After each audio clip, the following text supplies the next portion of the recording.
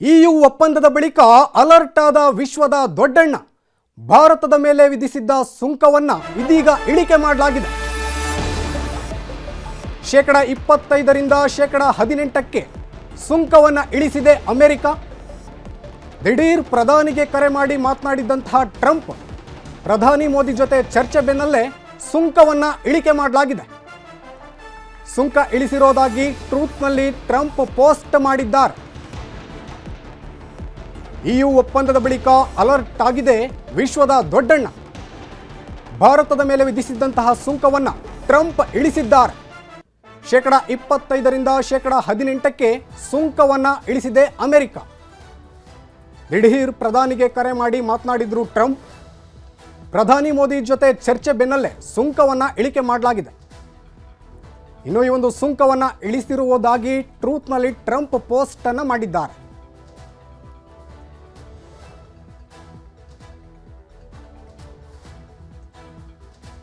ಈ ಬಗ್ಗೆ ಹೆಚ್ಚಿನ ಡೀಟೇಲ್ಸ್ ನೀಡೋದಕ್ಕೆ ನಮ್ಮ ವೆಬ್ ಎಡಿಟರ್ ಆಗಿರುವಂತಹ ರಾಘವೇಂದ್ರ ಗುಡಿ ನೇರ ಸಂಪರ್ಕದಲ್ಲಿ ಜಾಯ್ನ್ ಆಗಿದ್ದಾರೆ.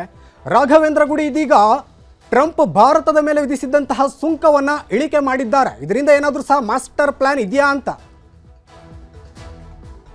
ಇವತ್ತು ನಡೆದಿರ್ತಕ್ಕಂತಹ ಬೆಳವಣಿಗೆಯನ್ನ ನಾವು ಸಮಗ್ರವಾಗಿ ಗಮನಿಸಿಕೊಳ್ಳಬೇಕಾಗುತ್ತೆ. ಮೊದಲನೆಯದಾಗಿ ನೋಡೋದಾದ್ರೆ, ಖಂಡಿತವಾಗಿಯೂ EU ಒಪ್ಪಂದದ ಬೆನ್ನಲ್ಲೇ ಅಮೆರಿಕ ಕೂಡ ಅದರ ಜೊತೆಯಲ್ಲಿ ಟ್ರೇಡ್ ಡೀಲ್ ಬಹುತೇಕವಾಗಿ ಫೈನಲೈಸ್ ಆಗಿರುವಂತದ್ದು ಮತ್ತು ಅದಕ್ಕೆ ಸಂಬಂಧಪಟ್ಟ ಹಾಗೆ ಸಹಿ ಆಗುತ್ತೆ ಅನ್ನುವಂತ ಚರ್ಚೆಗಳು ಕಳೆದ ಕೆಲ ದಿನ 3-4 ದಿನಗಳಿಂದ ಅತ್ಯಂತ ದೊಡ್ಡ ಮಟ್ಟದಲ್ಲಿ ಕೇಳಿ ಬರ್ತಾ ಇತ್ತು. ಆದ್ರೆ ಇದಕ್ಕೆ ಸಂಬಂಧಪಟ್ಟ ಹಾಗೆ ಪ್ರಧಾನಮಂತ್ರಿ ನರೇಂದ್ರ ಮೋದಿ ಮತ್ತು ಡೊನಾಲ್ಡ್ ಟ್ರಂಪ್ ಏನಾದ್ರೂ ಮಾತುಕತೆಯನ್ನ ಆಡ್ತಾರಾ ಅಥವಾ ಆ ವಿಚಾರಕ್ಕೆ ಸಂಬಂಧಪಟ್ಟ ಹಾಗೆ ಭಾರತ ಏನಾದ್ರೂ ನಿರ್ಧಾರವನ್ನ ತೆಗೆದುಕೊಳ್ಳುತ್ತಾ ಅನ್ನುವಂತ ಪ್ರಶ್ನೆಗಳು ಸಹಜವಾಗಿ ಮೂಡ್ತಾ ಇತ್ತು. ಇವತ್ತು ಕೂಡ ನೋಡಿ, ನಾವು ಪ್ರಮುಖವಾಗಿ ಗಮನಿಸಬೇಕಾಗಿರ್ತಕ್ಕಂಥ ಅಂಶ ಅಂದ್ರೆ ಸುದೀಪ್, ಇಲ್ಲಿಯ ತನಕ ಟ್ರಂಪ್ ಈ ಬಗ್ಗೆ ಟ್ವೀಟ್ ಅನ್ನ ಮಾಡಿದ್ದಾರೆ. ಟ್ರೇಡ್ ಡೀಲ್ ಆಗಿದೆ ಮತ್ತು ನಾವು ಸುಂಕವನ್ನ ಇಳಿಸ್ತಾ ಇದೀವಿ ಅಂತ ಹೇಳಿ ಭಾರತದಲ್ಲಿ ಅಮೆರಿಕದ ರಾಯಭಾಗಿರ್ತಕ್ಕಂಥ ಅಂಬಾಸಿಡರ್ ಸರ್ಗಿ ಅವರು ಕೂಡ ಟ್ವೀಟ್ ಅನ್ನ ಮಾಡಿ, ಅಂದ್ರೆ ಪೋಸ್ಟ್ ಅನ್ನ ಮಾಡಿ ಮಾಹಿತಿಯನ್ನ ಕೊಟ್ಟಿದ್ದಾರೆ. ಟ್ರಂಪ್ ಅವರು ಕರೆ ಮಾಡಿ ಪ್ರಧಾನಮಂತ್ರಿ ನರೇಂದ್ರ ಮೋದಿ ಅವರ ಜೊತೆಯಲ್ಲಿ ಮಾತನಾಡಿದ್ದಾರೆ ಅನ್ನುವಂತ ಹೇಳಿಕೆಯನ್ನ ಕೊಟ್ಟಿದ್ದಾರೆ. ಆದ್ರೆ ವಿಶೇಷವಾಗಿ ಗಮನಿಸಬೇಕಾಗಿರ್ತಕ್ಕಂತಹ ಅಂಶ ಅಂದ್ರೆ, ಇಲ್ಲಿಯ ತನಕ ಭಾರತ ಯಾವುದೇ ರೀತಿಯಾಗಿರ್ತಕ್ಕಂಥ ಸ್ಟೇಟ್ಮೆಂಟ್ ಅನ್ನ ಈ ಒಂದು ಮಾತುಕತೆ ಆಗ್ಲಿ ಅಥವಾ ಒಪ್ಪಂದಕ್ಕೆ ಸಂಬಂಧಪಟ್ಟ ಹಾಗೆ ಕೊಟ್ಟಿಲ್ಲ. ಅದಕ್ಕೆ ಕಾರಣ ಏನಿರ್ಬೋದು ಅಂತ ಹೇಳಿ ನಾವು ಇನ್ನೊಂದಿಷ್ಟು ಇನ್ಡೆಪ್ತ್ ಆಗಿ ಅದನ್ನ ವಿಶ್ಲೇಷಣೆಯನ್ನ ಮಾಡ್ತಾ ಹೋಗೋದಾದ್ರೆ, ಮೊದಲನೇದಾಗಿ ಇವತ್ತು ಟ್ರಂಪ್ ಮಾಡಿರುವಂತ ಪೋಸ್ಟ್ ಅನ್ನ ನಾವು 2 ಭಾಗವಾಗಿ ಗಮನಿಸಬೇಕು. ಮೊದಲನೇ ಭಾಗದಲ್ಲಿ ಒಂದು ಗ್ರೇಟ್ ಫ್ರೆಂಡ್ ಅಂತ ಹೇಳಿರುವಂತದ್ದು ಅಂದ್ರೆ, it was honour to speak with prime minister Modi of India this morning. He is one of my greatest friend and powerful and respected leader in his country ಅಂತ ಹೊಗಳ್ತಾನೆ ಹೋಗ್ತಾರೆ. ಅಂದ್ರೆ ಅವರು ನನ್ನ ಅತ್ಯಂತ ಆಪ್ತ ಗೆಳೆಯ ಆಗಿರುವಂತವ್ರು, ತನ್ನ ದೇಶದಲ್ಲಿ ಅವರಿಗೆ ಸಾಕಷ್ಟು ರೆಸ್ಪೆಕ್ಟ್ ಇದೆ, ನಾವಿಬ್ರು ಈ ರಷ್ಯಾ ಮತ್ತು ಉಕ್ರೇನ್ ಒಂದು ಯುದ್ಧವನ್ನ ನಿಲ್ಲಿಸುವ ವಿಚಾರಕ್ಕೆ ಸಂಬಂಧಪಟ್ಟ ಹಾಗೆ ಮಾತುಕತೆಯನ್ನ ಆಡಿ ಪ್ರಮುಖವಾಗಿರ್ತಕ್ಕಂಥ ನಿರ್ಧಾರಕ್ಕೆ ಬಂದಿದ್ದೇವೆ ಅಂತೇಳಿ ಹೇಳ್ತಾನೆ ಮತ್ತೆ ತಮ್ಮ ಒಂದು ಚಾಳಿಯನ್ನ ಇಲ್ಲಿ ಪ್ರದರ್ಶನ ಮಾಡಿದ್ದಾರೆ. ಇದನ್ನ ಭಾರತ ಯಾವ ರೀತಿಯಾಗಿ ಪರಿಗಣಿಸುತ್ತೆ ನೋಡ್ಬೇಕು. ಅದರಲ್ಲೂ ವಿಪಕ್ಷಗಳು ಆಲ್ರೆಡಿ ಈಗ ನರೇಂದರ್ ಸರೆಂಡರ್ ಅನ್ನುವಂತಹ ಒಂದು ರೀತಿಯಿಂದ ದೊಡ್ಡ ಮಟ್ಟದ ಅಭಿಯಾನವನ್ನೇ ಕಾಂಗ್ರೆಸ್ ಮಾಡ್ತಾ ಬಂದಿತ್ತು. ಅದಕ್ಕೆ ಪೂರಕವಾಗಿ ಇರ್ತಕ್ಕಂಥ ಮಾತುಗಳನ್ನ ಇಲ್ಲಿ ಟ್ರಂಪ್ ಹೇಳಿದ್ದಾರೆ ಅನ್ನೋದು ಸ್ಪಷ್ಟವಾಗಿ ಇಲ್ಲಿ ಗೋಚರವಾಗ್ತಾ ಇದೆ. ಹೀಗಾಗಿ ಪ್ರಧಾನಮಂತ್ರಿ ನರೇಂದ್ರ ಮೋದಿ ಇದಕ್ಕೆ ಯಾವ ರೀತಿಯಾಗಿ ರಿಪ್ಲೈ ಅನ್ನ ಕೊಡ್ತಾರೆ ಮತ್ತು ಕೊಡ್ಲೇಬೇಕಾಗಿರ್ತಕ್ಕಂಥ ಒತ್ತಡಕ್ಕೂ ಕೂಡ ಈಗ ಅವರು ಸಿಲುಕುವಂತ ಸಾಧ್ಯತೆಗಳು ಇರ್ತವೆ. ಯಾಕಂದ್ರೆ ಇಲ್ಲಿ ಟ್ರಂಪ್ ಹೋಗ್ತಾ ಹೇಳ್ತಾ ಹೋಗ್ತಾರೆ, ನಾವು ಈ ಒಂದು ಯುದ್ಧವನ್ನ ನಿಲ್ಲಿಸೋದಕ್ಕೋಸ್ಕರ, ಉಕ್ರೇನ್ ಮತ್ತು ರಷ್ಯಾದ ಮಧ್ಯದಲ್ಲಿ ಯುದ್ಧವನ್ನ ನಿಲ್ಲಿಸೋದಕ್ಕೋಸ್ಕರ ಮತ್ತು ನನ್ನ ಹಾಗೂ ಮೋದಿ ಅವರ ಫ್ರೆಂಡ್ಶಿಪ್ ಅನ್ನ ಮತ್ತಷ್ಟು ಗಟ್ಟಿಗೊಳಿಸೋದಕ್ಕೋಸ್ಕರ ನಾವು ಕೆಲವು ನಿರ್ಧಾರವನ್ನ ತೆಗೆದುಕೊಂಡಿದ್ದೀವಿ. ಅದರ ಭಾಗವಾಗಿ ಈಗ ಟ್ರೇಡ್ ಡೀಲ್ ಅನ್ನ ಭಾರತ ಮತ್ತು ಅಮೆರಿಕ ಮಧ್ಯದಲ್ಲಿ ಟ್ರೇಡ್ ಡೀಲ್ ಫೈನಲೈಸ್ ಆಗಿದೆ. ನಾವು ಇನ್ನೇನದಕ್ಕೆ ಸಹಿಯನ್ನ ಹಾಕುವರಿದ್ದೇವೆ. ಜೊತೆಗೆ ಈಗ ಮೋದಿ ಅವರು ರಿಕ್ವೆಸ್ಟ್ ಅನ್ನ ಮಾಡ್ಕೊಂಡಿದ್ದಾರೆ. ಮೋದಿ ಅವರ ಒಂದು ಮನವಿಯ ಮೇರೆಗೆ for Modi, and as per his request, effective immediately we agreed to trade deal as well as, ಅಂದ್ರೆ ಅದನ್ನ ಒಂದು ಟಾರಿಫ್ ಅನ್ನ 25% ಇಂದ 18% ಇಳಿಸೋದಕ್ಕೆ ನಾನು ಒಪ್ಪಿಕೊಂಡಿದ್ದೇನೆ ಅಂತ ಹೇಳ್ತಾರೆ. ಅದಷ್ಟಕ್ಕೆ ಮುಗಿಸೋದಿಲ್ಲ, ಮುಂದುವರೆದು ಹೇಳ್ತಾರೆ. ಇದನ್ನ ನಾವು ಗಮನಿಸ್ಕೊಳ್ಬೇಕು ಮತ್ತು ಇದು ಅತಿ ದೊಡ್ಡದಾಗಿರ್ತಕ್ಕಂಥ ಚರ್ಚೆ ವಿಷಯ ಆಗುವಂತದ್ದು.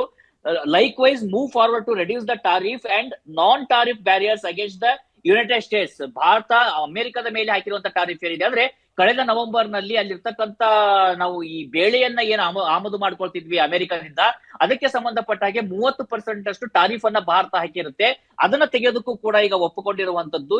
ಜೊತೆಗೆ ಅದನ್ನ ಸಂಪೂರ್ಣವಾಗಿ 0 ಇಳಿಸ್ತಾರೆ. ಆದ್ರೆ ಇವರು ಮಾತ್ರ 18% ಟಾರಿಫ್ ಅನ್ನ ಇನ್ನೂ ಇಟ್ಕೊಂಡಿದ್ದಾರೆ, ಅದನ್ನ 0 ಮಾಡಿಲ್ಲ. ಜೊತೆಗೆ ಮತ್ತೆ the prime minister also committed to buy American ಅನ್ನುವಂಥದ್ದು $500 ಬಿಲಿಯನ್ ನಷ್ಟು ಗೂಡ್ಸ್ ಅನ್ನ ಭಾರತ ಇವತ್ತು ಖರೀದಿ ಮಾಡೋದಕ್ಕೆ ಒಪ್ಪಿಕೊಂಡಿದೆ. ಅದರಲ್ಲೂ ಯಾವ್ಯಾವ್ದಿದಾವೆ, ಈಗ ನಾವು ಭಾರತ ಹೇಳ್ತಾ ಇದ್ದಿದ್ದು ಒಂದೇ ಅಗ್ರಿಕಲ್ಚರ್ ಅನ್ನ ಪರಿಗಣಿಸೋದಿಲ್ಲ ಅಂತ ಹೇಳಿ. ಆದ್ರೆ ಅವರು ಟ್ವೀಟ್ ಮಾಡಿ ಕೊಟ್ಟಂತ ಮಾಹಿತಿಯನ್ನ ನೋಡೋದಾದ್ರೆ, ಅಮೆರಿಕದ ಎನರ್ಜಿ ಅಂದ್ರೆ ಅದು ಈಗ ಉದಾಹರಣೆಗೆ ಅಲ್ಲಿಂದ ನಾವು ಇಂಧನವನ್ನ ತರಿಸ್ಕೊಳ್ಳುವಂತದ್ದಿರ್ಬೋದು, ಗ್ಯಾಸ್ ಅನ್ನ ತರಿಸ್ಕೊಳ್ಳುವಂತದ್ದಿರ್ಬೋದು, ಪೆಟ್ರೋಲಿಯಂ ಪ್ರೊಡಕ್ಟ್ಸ್ ಗಳನ್ನ ತರಿಸ್ಕೊಳ್ಳುವಂತದ್ದಿರ್ಬೋದು, ಟೆಕ್ನಾಲಜಿ ವಿಚಾರಕ್ಕೆ ಸಂಬಂಧಪಟ್ಟಾಗಿ ಕೂಡ ಅಮೆರಿಕನ್ ಟೆಕ್ನಾಲಜಿ ಖಂಡಿತವಾಗಿಯೂ ಭಾರತಕ್ಕೆ ಬೇಕಾಗಿರುವಂತದ್ದು. ಜೊತೆಗೆ ಅಗ್ರಿಕಲ್ಚರಲ್ ಕೋಲ್ ಅಂಡ್ ಮೆನಿ ಅಂತ ಹಾಕಿದ್ದಾರೆ. ಅಗ್ರಿಕಲ್ಚರಲ್ ಅನ್ನುವಂತ ಪದವನ್ನ ಇಲ್ಲಿ ಟ್ರಂಪ್ ಬಳಕೆಯನ್ನ ಮಾಡಿದ್ದಾರೆ. ಬಹುತೇಕವಾಗಿ ಇದೇ ಕಾರಣಕ್ಕೆ ಭಾರತ ಕೂಡ ಇನ್ನೂ ಇದಕ್ಕೆ ಸ್ಪಷ್ಟನೆಯನ್ನಾಗ್ಲಿ ಅಥವಾ ಇದಕ್ಕೆ ರಿಪ್ಲೈ ಆಗ್ಲಿ ಕೊಡೋದಕ್ಕೆ ಮುಂದಾಗ್ತಾ ಇಲ್ಲ. ಅಮೆರಿಕದ ಇದು ಡೊನಾಲ್ಡ್ ಟ್ರಂಪ್ ಹೇಳಿದ್ದಾರೆ, ಅಮೆರಿಕ ಅಧ್ಯಕ್ಷ ಇದೇ ರೀತಿಯಾಗಿ ಪದೇ ಪದೇ ಮಾಡ್ತಾ ಬರ್ತಿರುವಂತದ್ದು. ಯಾವುದೇ ದೇಶದ ಜೊತೆಯಲ್ಲಿ ಟ್ರೇಡ್ ಡೀಲ್ ಆಗಿದೆ ಅಂತ ಮೊದಲು ಘೋಷಣೆ ಮಾಡಿಬಿಡ್ತಾರೆ, ನಮಗೆ ನಮ್ಮ ಎಲ್ಲಾ ಪ್ರಾಡಕ್ಟ್ ಅನ್ನು ಅವ್ರು ಖರೀದಿ ಮಾಡ್ತಾರೆ ಅಂತ ಹೇಳ್ತಾರೆ. ಜೊತೆಗೆ ಅವ್ರು ಇನ್ನೂ ಒಂದು ಅಂಶವನ್ನ ಹೇಳ್ತಾರೆ, ಇಲ್ಲಿ ಭಾರತ ರಷ್ಯಾದಿಂದ ತೈಲವನ್ನ ತರಿಸಿಕೊಳ್ಳೋದನ್ನ ನಿಲ್ಲಿಸ್ತೀವಿ ಅಂತ ಕೂಡ ನಮಗೆ ಆಶ್ವಾಸನೆಯನ್ನ ಕೊಟ್ಟಿದೆ ಅಂತ ಹೇಳಿ. ಅಂದ್ರೆ ಇಲ್ಲಿ ಎರಡು ಅಂಶಗಳು, ಒಂದು ರಷ್ಯಾದಿಂದ ತೈಲ ತರಿಸಿಕೊಳ್ಳುವಂತ ವಿಚಾರ ಇರ್ಬೋದು, ಮತ್ತೊಂದು ಅಮೆರಿಕದಿಂದ ಅಗ್ರಿಕಲ್ಚರ್ ಒಂದು ಪ್ರಾಡಕ್ಟ್ಸ್ ಗಳೇನಿದ್ದಾವೆ. ಅಗ್ರಿಕಲ್ಚರ್ ಪ್ರಾಡಕ್ಟ್ ಅಂದ್ರೆ ಈಗ ಬೇಳೆ ಪದಾರ್ಥ ಇರುವಂತದ್ದು ಅಥವಾ ಏನಾದ್ರೂ ಈಗ ಸ್ಟಾಪಲ್ ಫುಡ್ ಇರುತ್ತಲ್ಲ, ಆ ರೀತಿಯಾಗಿರ್ತಕ್ಕಂಥ ತರಿಸ್ಕೊಳ್ಳೋದ್ರಲ್ಲಿ ಹೆಚ್ಚಿನ ಸಮಸ್ಯೆಗಳಾಗೋದಿಲ್ಲ. ಆದ್ರೆ ಅಲ್ಲಿರ್ತಕ್ಕಂಥ ಡೈರಿ ಪ್ರಾಡಕ್ಟ್ ಏನಾದ್ರು ತರಿಸ್ಕೊಳ್ಳುವಂತ ಸಾಧ್ಯತೆಗಳಿದಾವ, ಅಥವಾ ಅಲ್ಲಿಂದ ಬೇರೆ ಬೇರೆ ರೀತಿಯಾಗಿರ್ತಕ್ಕಂಥ ಆಹಾರ ಪದಾರ್ಥಗಳನ್ನ ಆಮದು ಮಾಡಿಕೊಳ್ಳುವಂತ ಸಾಧ್ಯತೆಗಳಿದಾವ ಅನ್ನುವಂತ ಪ್ರಶ್ನೆ ಸಹಜವಾಗಿ ಮೂಡುತ್ತೆ. ಅದರಲ್ಲೂ ಕೂಡ ಈಗ ಭಾರತದಲ್ಲಿ ಸಂಸತ್ ಅಧಿವೇಶನ ನಡೀತಾ ಇರುವಂತ ಸಂದರ್ಭ ಇದು. ನಾಳೆ ಸಂಸತ್ನಲ್ಲಿ ಸಹಜವಾಗಿ ಈ ಬಗ್ಗೆ ಪ್ರಶ್ನೆಯನ್ನ ಮಾಡಲಾಗುತ್ತೆ. ಯಾಕೆ ಡೊನಾಲ್ಡ್ ಟ್ರಂಪ್ ಈ ರೀತಿ ಹೇಳಿಕೆಯನ್ನ ಕೊಟ್ಟಿದ್ದಾರೆ? ಹಾಗಿದ್ರೆ ಭಾರತನ ತನ್ನ ಸಾರ್ವಭೌಮತೆಯನ್ನ ಮರೆತು ಈ ರೀತಿಯಾಗಿರ್ತಕ್ಕಂಥ ಒಪ್ಪಂದಕ್ಕೆ ಮುಂದಾಯ್ತಾ ಅಂತ ಹೇಳಿ ವಿಪಕ್ಷಗಳು ಪ್ರಶ್ನೆಯನ್ನ ಮಾಡುವಂತ ಸಾಧ್ಯತೆ ಇರ್ತವೆ. ಹೀಗಾಗಿ ಇಲ್ಲಿ ಡೊನಾಲ್ಡ್ ಟ್ರಂಪ್ ಟ್ವೀಟ್ ಮಾಡಿದ್ದಾರೆ ಅಥವಾ ಪೋಸ್ಟ್ ಹಾಕಿದ್ದಾರೆ ಅಂತ ಮಾತ್ರಕ್ಕೆ ಅದು 100% ಫೈನಲ್ ಅಂತಲ್ಲ. ಯಾಕಂದ್ರೆ ಡೊನಾಲ್ಡ್ ಟ್ರಂಪ್ ಅವರನ್ನ ಅಮೆರಿಕಾದಲ್ಲೇ ಟ್ಯಾಕೋ ಅಂತ ಕರೀತಾರೆ. ಅಂದ್ರೆ ಟ್ರಂಪ್ ಆಲ್ವೇಸ್ ಚಿಕನ್ ಸೌಟ್ ಅಂತ, ಅಂದ್ರೆ ಯಾವಾಗ್ಲೂ ಅವ್ರು ಯೂಟರ್ನ್ ಅನ್ನ ತೆಗೆದುಕೊಳ್ತಾರೆ ಅಂತ ಹೇಳಿ. ಹೀಗಾಗಿ ಸಹಜವಾಗಿ ಈಗ ಪ್ರಧಾನಮಂತ್ರಿ ಮೋದಿ ಅವರು ಏನನ್ನ ಪೋಸ್ಟ್ ಮಾಡ್ತಾರೆ, ನಾಳೆ ಭಾರತ ಸರ್ಕಾರದ ಸ್ಪೋಕ್ ಪರ್ಸನ್ ಇದ್ರ ಬಗ್ಗೆ ಮಾಹಿತಿಯನ್ನ ಕೊಡ್ತಾರೆ ಮತ್ತು ಅಲ್ಟಿಮೇಟ್ ಆಗಿ ಸಹಿಯನ್ನ ಹಾಕುವ ಸಂದರ್ಭದಲ್ಲಿ ಯಾವೆಲ್ಲ ಒಪ್ಪಂದಗಳಿಗೆ ಸಹಿಯನ್ನ ಹಾಕಲಾಗುತ್ತೆ ಅನ್ನೋದು ಸಹಜವಾಗಿ ಕುತೂಹಲ ಮೂಡಿಸುವಂತದ್ದು ಸುದೀಪ್. ಆದ್ರೆ ಸದ್ಯದ ಮಟ್ಟಿಗೆ ನೋಡಿದ್ರೆ ಒಂದು ತಕ್ಕ ಮಟ್ಟಿನ ರಿಲೀಫ್ ಸಿಕ್ಕಿದೆ ಮತ್ತು ಸಂಪೂರ್ಣವಾಗಿ ಹದಗೆಟ್ಟು ಹೋಗಿದ್ದಂತ ಭಾರತ ಅಮೆರಿಕ ಸಂಬಂಧದಲ್ಲಿ ಮತ್ತೊಂದಿಷ್ಟು ಬಾರಿ ಭರವಸೆ ಚಿಗುರುವಡೆಯುವಂತ ಬೆಳವಣಿಗೆಗಳಂತೂ ಖಂಡಿತವಾಗಿ ಆಗಿದ್ದಾವೆ. ಯಾಕಂದ್ರೆ ಮೋದಿಯೇ ಕರೆಯನ್ನ ಮಾಡಬೇಕು ಅಂತೇಳಿ ಡೊನಾಲ್ಡ್ ಟ್ರಂಪ್ ಅಧಿಕಾರಿಗಳು ಹೇಳ್ತಾ ಇದ್ರು. ಆದ್ರೆ ಈಗ ಟ್ರಂಪ್ ಅವರೇ ಮೋದಿಗೆ ಕರೆಯನ್ನ ಮಾಡಿ ಈ ಬಾರಿ ಮಾತನಾಡಿರುವಂತದ್ದು ಮತ್ತು ಉಕ್ರೇನ್ ರಷ್ಯಾ ಯುದ್ಧವನ್ನ ನಿಲ್ಸೋದ್ ವಿಚಾರಕ್ಕೆ ಅದಕ್ಕೆ ಎಲ್ಲರೂ ಕೂಡ ಬಯಸ್ತಾರೆ ಯುದ್ಧವನ್ನ ನಿಲ್ಲಿಸ್ಬೇಕಂತೇಳಿ.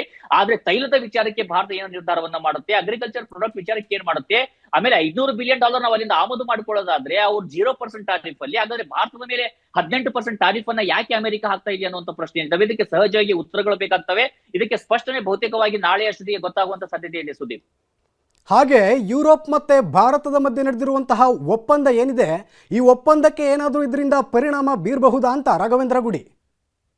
ಎರಡೂ ಕೂಡ ಸಂಪೂರ್ಣವಾಗಿ ವಿಭಿನ್ನವಾಗಿರ್ತಕ್ಕಂಥದ್ದು ಸುದೀಪ್. ಈಗ EU ಅಂದ್ರೆ ಯುರೋಪಿಯನ್ ಯೂನಿಯನ್ ಮತ್ತು ಭಾರತದ ಮಧ್ಯದಲ್ಲಿ ಆಗಿರ್ತಕ್ಕಂಥ ಒಪ್ಪಂದ ಇದೆ, ಅದನ್ನ ಸಹಜವಾಗಿ ಮದರ್ ಆಫ್ ಆಲ್ ಡೀಲ್ಸ್ ಅಂತ ಕರೀತಾರೆ. ಯಾಕಂದ್ರೆ ಅದು ವಿಶ್ವದ 25% ಎಕಾನಮಿಗೆ ಸಂಬಂಧಪಟ್ಟಿದ್ದು ಮತ್ತು ಸುಮಾರು 200 ಕೋಟಿ ಜನರ ಒಂದು ಜನಜೀವನಕ್ಕೆ ಸಂಬಂಧಪಟ್ಟಿರುವಂತದ್ದು. ಅದರಲ್ಲಿ ದೊಡ್ಡ ಮಟ್ಟದ ಒಪ್ಪಂದಗಳಾಗಿದ್ದಾವೆ. ಆ ಒಪ್ಪಂದಕ್ಕೆ ಇದರಿಂದ ಯಾವುದೇ ರೀತಿಯಾಗಿರ್ತಕ್ಕಂಥ ಅಡೆತಡೆಗಳಿಲ್ಲ. ಯಾಕಂದ್ರೆ ಅವರ ರಿಕ್ವೈರ್ಮೆಂಟೇ ಬೇರೆ, ನಮ್ಮ ರಿಕ್ವೈರ್ಮೆಂಟೇ ಬೇರೆ, ಅಲ್ಲಿಂದ ಆಮದಾಗ್ತಾ ಇರುವಂತಹ ವಸ್ತುಗಳೇ ಬೇರೆ, ಇಲ್ಲಿಂದ ರಫ್ತಾಗುವಂತ ವಸ್ತುಗಳೇ ಬೇರೆ, ಮತ್ತು ಆ ಸಂಬಂಧ ಕೂಡ ಮತ್ತಷ್ಟು ಗಟ್ಟಿ ಆಗ್ತಾನೆ ಹೋಗ್ತಾ ಇರುವಂತ ಸಂದರ್ಭದಲ್ಲಿ ಈ ಒಪ್ಪಂದವೂ ಆದಂತ ಸಂದರ್ಭದಲ್ಲಿ ಅಮೆರಿಕ ಯುರೋಪಿಗೆ ಅಡ್ಡಿ ಆಗುವಂತ ಸಾಧ್ಯತೆಗಳು ಕಡಿಮೆ ಆಗ್ತಾ ಹೋಗ್ತವೆ. ಅಂದ್ರೆ ಈ ಒಪ್ಪಂದ ಕೂಡ ಪೂರಕವಾಗಿಯೇ ಇರುತ್ತೆ, ಇದು ವಿರುದ್ಧವಾಗಿ ಇರೋದಿಲ್ಲ. ಯಾಕಂದ್ರೆ ಇವತ್ತು ಸಾಕಷ್ಟು ವಸ್ತುಗಳನ್ನ ನಾವು ಏನು ಯುರೋಪಿಯನ್ ಯೂನಿಯನ್ಗೆ ನಾವು ರಫ್ತನ್ನ ಮಾಡ್ತೀವಿ, ಅದು ಅಮೆರಿಕಕ್ಕೂ ಕೂಡ ಅವಶ್ಯಕತೆ ಇರುವಂತದ್ದು. ನಾವ್ ಏನ್ ಯುರೋಪಿಯನ್ ಯೂನಿಯನ್ ತರಿಸ್ಕೊಳ್ತೀವಿ ಅದನ್ನ ಅಮೆರಿಕನು ಕೂಡ ಉತ್ಪಾದನೆ ಮಾಡಿ ಭಾರತಕ್ಕೆ ಅದನ್ನು ಕೂಡ ಕಳಿಸುವಂತ ಸಾಧ್ಯತೆ ಇರುತ್ತೆ. ಅಂದ್ರೆ ಭಾರತದಲ್ಲಿ ವಿದೇಶಿ ವಸ್ತುಗಳ ಪೈಪೋಟಿ ಆಯಾ ಒಂದು ಆಯಾಮದಲ್ಲಿ, ಅಂದ್ರೆ ಉದಾಹರಣೆಗೆ ಈಗ ಬೆನ್ಸ್ ರೀತಿಯಾಗಿರ್ತಕ್ಕಂಥ ಕಾರು ಅಥವಾ ಹಾರ್ಲೆ ಡೈವಿಡ್ಸನ್ ಅಂತಕ್ಕಂಥ ಬೈಕ್ ಅನ್ನ ನಾವು ಈಗ ಅಮೆರಿಕದಿಂದ ಆಮದನ್ನ ಮಾಡ್ಕೊಳ್ತಾ ಇದ್ರೆ ಅದಕ್ಕೆ ಇರುವಂತ ಸೆಗ್ಮೆಂಟೇ ಬೇರೆ. 5 ಲಕ್ಷ 10 ಲಕ್ಷ ಒಂದು ಬೈಕ್ ಅನ್ನ ಕೊಂಡ್ಕೊಳ್ಳುವಂತವ್ರು, 1 ಕೋಟಿವರೆಗೂ ಕಾರನ್ನ ಕೊಂಡ್ಕೊಳ್ಳುವಂತವ್ರು, ಅವರ ಮಧ್ಯದಲ್ಲಿ ಇರ್ತಕ್ಕಂಥ ಪೈಪೋಟಿಯೇ ಬೇರೆ ಆಗಿರುತ್ತೆ. ಆದ್ರೆ ಜನಜೀವನ ವಿಚಾರಕ್ಕೆ ಸಂಬಂಧಪಟ್ಟಾಗೆ, ಭಾರತದ ಆರ್ಥಿಕ ವಿಚಾರಕ್ಕೆ ಸಂಬಂಧಪಟ್ಟಾಗೆ, ಯಾಕಂದ್ರೆ ನಿನ್ನೆ ಕೂಡ ಬಜೆಟ್ ನಲ್ಲಿ ನಾವು 2-3 ಅಂಶಗಳನ್ನ ಗಮನಿಸ್ಕೊಳ್ಬೇಕಾಗುತ್ತೆ ಈ ಒಪ್ಪಂದಕ್ಕೆ ಪೂರಕವಾಗಿ ನೋಡೋದಾದ್ರೆ. ಅಂದ್ರೆ ಒಂದು ರೇರ್ ಅರ್ತ್ ಮಟೀರಿಯಲ್ ಕಾರಿಡಾರ್ ಅನ್ನ ನಾವು ಇಲ್ಲಿ ಅದನ್ನ ಸ್ಥಾಪನೆ ಮಾಡೋದಾಗಿ ಕೇಂದ್ರ ಸರ್ಕಾರ ಹೇಳಿದೆ. ರೇರ್ ಅರ್ತ್ ಮಟೀರಿಯಲ್ ಅಂತಕ್ಕಂಥದ್ದು ಯುರೋಪ್ಗೂ ಕೂಡ ಬೇಕಾಗಿರುವಂತದ್ದು ಮತ್ತು ಅದರಿಂದ ತಯಾರಾಗುವಂತ ವಸ್ತುಗಳದು ಡಯೋಡ್ಸ್ ಇರ್ಬೋದು, ಸೆಮಿ ಕಂಡಕ್ಟರ್ಸ್ ಇರ್ಬೋದು, ಔಷಧಿಗಳಿರ್ಬೋದು, ಅವೆಲ್ಲವೂ ಕೂಡ ಅಮೆರಿಕಕ್ಕೂ ಬೇಕು ಮತ್ತು ಯುರೋಪ್ಗೂ ಕೂಡ ಬೇಕು. ಆ ದೃಷ್ಟಿಯಲ್ಲಿ ಭಾರತಕ್ಕೆ ದೊಡ್ಡ ಲಾಭವಾಗುವಂತ ಸಾಧ್ಯತೆಗಳಿರ್ತವೆ. ಇನ್ನು ತೈಲವನ್ನ ನಾವು ಎಷ್ಟು ಡೈವರ್ಸಿಫೈ ಮಾಡ್ತೀವೋ ಅಷ್ಟು ನಮ್ಮ ಒಂದು ಶಕ್ತಿ ಹೆಚ್ಚುತ್ತಾ ಹೋಗುತ್ತೆ. ನಾವು ಕೇವಲ ರಷ್ಯಾದ ಮೇಲೇನೆ ಡಿಪೆಂಡ್ ಆಗುವಂತ ಸಾಧ್ಯತೆಗಳು ಇರೋದಿಲ್ಲ, ಅಮೆರಿಕದ ಮೇಲೂ ಕೂಡ ಡಿಪೆಂಡ್ ಆಗುವಂತ ಸಾಧ್ಯತೆ ಇರೋದಿಲ್ಲ. ನಮ್ಮ ಒಂದು ಸಾರ್ವಭೌಮತೆ ಏನಿದೆ ಅದನ್ನ ಉಳಿಸಿಕೊಂಡು ನಾವು ಅದನ್ನ ಇಲ್ಲಿ ಆಮದು ಮಾಡಿಕೊಂಡು ಮತ್ತು ಅದನ್ನ ಒಂದು ಕಚ್ಚಾ ತೈಲವನ್ನು ಆಮದು ಮಾಡಿಕೊಂಡು ರಿಫೈನ್ಡ್ ಆಯಿಲ್ ಅನ್ನ ನಾವು ಏನದನ್ನ ರಫ್ತು ಮಾಡ್ತಾ ಇದೀವಿ, ಆ ದೃಷ್ಟಿಯಿಂದನೂ ಕೂಡ ನಮ್ಮ ಅಮೆರಿಕ ದೊಡ್ಡದಾಗಿರತಕ್ಕಂಥ ಮಾರ್ಕೆಟ್ ಆಗುತ್ತೆ. ಇನ್ನ ಇಲ್ಲಿರ್ತಕ್ಕಂಥ ಔಷಧಿಗಳಿಗೆ ಜೊತೆಗೆ ಈಗ ಎಲೆಕ್ಟ್ರಾನಿಕ್ ಗೂಡ್ಸ್ ಗಳಿಗಿರ್ಬೋದು, ಅಲ್ಯೂಮಿನಿಯಂ ಪ್ರಾಡಕ್ಟ್ಸ್ ಗಳಿಗಿರ್ಬೋದು, ಐರನ್ ಪ್ರಾಡಕ್ಟ್ಸ್ ಗಳಿಗಿರ್ಬೋದು, ಚಿನ್ನಾಭರಣಗಳಿರ್ಬೋದು ಅಥವಾ ವಜ್ರಾಭರಣಗಳಿರ್ಬೋದು, ಎಲ್ಲ ದೃಷ್ಟಿಯಿಂದನೂ ಕೂಡ ಭಾರತಕ್ಕೆ ಇದು ವಿನ್ ವಿನ್ ಸಿಚುವೇಶನ್ ಆಗಿರ್ಬೋದು. ಆದ್ರೆ ಇಲ್ಲಿರುವಂತ ಪ್ರಶ್ನೆ ಅಗ್ರಿಕಲ್ಚರ್ ಅಂತ ಬಳಕೆ ಮಾಡಿರುವಂತದ್ದು, ಮತ್ತೊಂದು ಕಡೆಯಿಂದ ಈ 18% ಟಾರಿಫ್ ನ ಬಗ್ಗೆ ಸ್ಪಷ್ಟನೆ ಇಲ್ಲದೆ ಇರೋದು. ಯಾಕಂದ್ರೆ ಈಗ ಆಲ್ರೆಡಿ 25% ಎಕ್ಸ್ಟ್ರಾ ನಮ್ಮ ಮೇಲೆ ಒಂದು